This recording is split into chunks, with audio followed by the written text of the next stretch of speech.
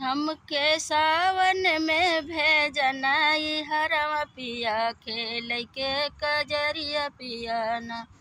हमके सावन में भेजनाई हरवा पिया खेल के कजरिया पियाना।